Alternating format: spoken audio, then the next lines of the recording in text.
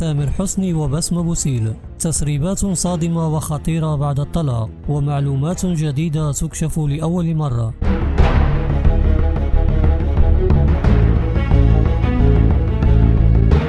نشرت صفحة للمشاهير على انستغرام معلومات وأسرار جديدة وصادمة حول طلاق الفنان المصري تامر حسني والمغربية بسمة بوسيل. صفحة للمشاهير على انستغرام من أكبر صفحات أخبار المشاهير تفجر ضجة بتسريب معلومات خطيرة حول سبب طلاق الفنان المصري تامر حسني والمغربية بسمة بوسيل. ربما تكون هذه المعلومات صحيحة وربما لا، وما خفي أعظم. حتى الساعة نشرت التسريبات على 3 منشورات.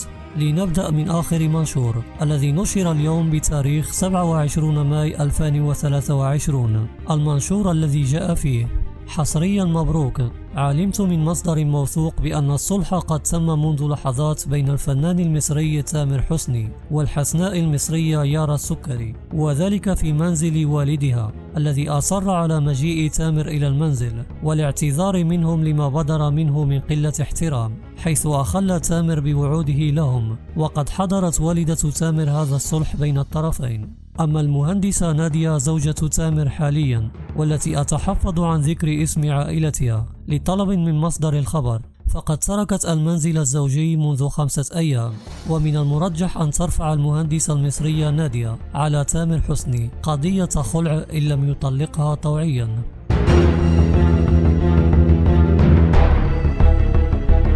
مهندسة مصرية يارا السكري بسمة بوسيل. ما القصة؟ لنرجع إلى المنشور الأول من بداية القصة.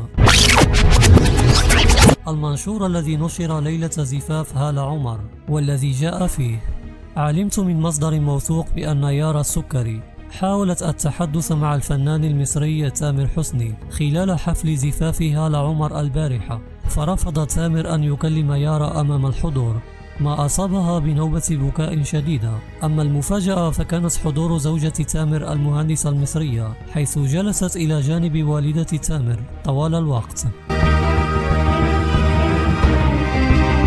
أما المنشور الثاني فكتب عليه: حصريا، السبب الحقيقي لهجوم بسمة بوسيل على تامر حسني. علمت من مصدر موثوق ومقرب من يارا السكري بأن كل ما بدر من بسمة بوسيل ضد هالة عمر مديرة صفحات تامر حسني في يوم زفافها هو ردة فعل متوقعة، وذلك لمحاولة هالة عمر فض الخلاف الذي جرى منذ فترة بين تامر ويارا السكري، المحاولات التي باءت بالفشل حتى الآن.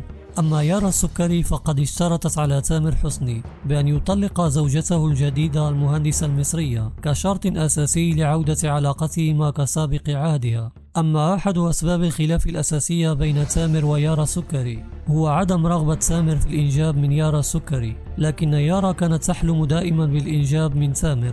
من جهة أخرى فقد نشر تامر حسني منذ يومين عبر خاصية ستوري أغاني مطالبا يارا السكري فيها بالرجوع. هذه الأغاني كانت موجهة ليارا السكري وليست لطليقته بسمة بوسيل، فهل سنشهد عودة المياه إلى مجاريها بين الثنائي قريبا؟ حسب هذه المعلومات التي نشرت على الصفحة، فإن الفنان المصري تامر حسني له 3 زوجات: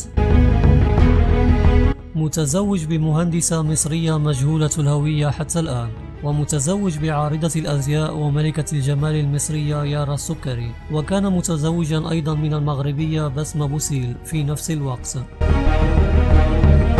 هذه التسريبات الجديدة تؤكد الخبر الذي كان قد نشر في أول أيام رمضان الماضي حول زواج الفنان المصري تامر حسني من مهندسة مصرية قبل طلاقه من بسمة بوسيل.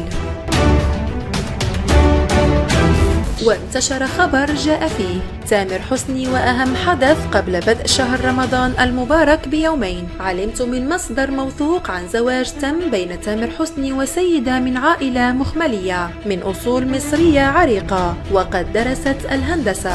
وأضاف الخبر: وتم عقد قرانهما قبل شهر رمضان المبارك بيومين وقبل فترة وجيزة من طلاقه من بسمة بوسيل وقطع علاقته بيارا السكري.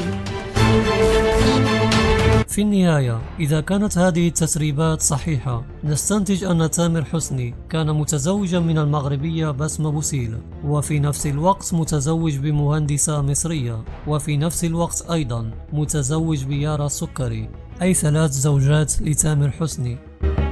بدون شك ستنكشف أشياء كثيرة خلال الأيام القادمة، وما خفي أعظم.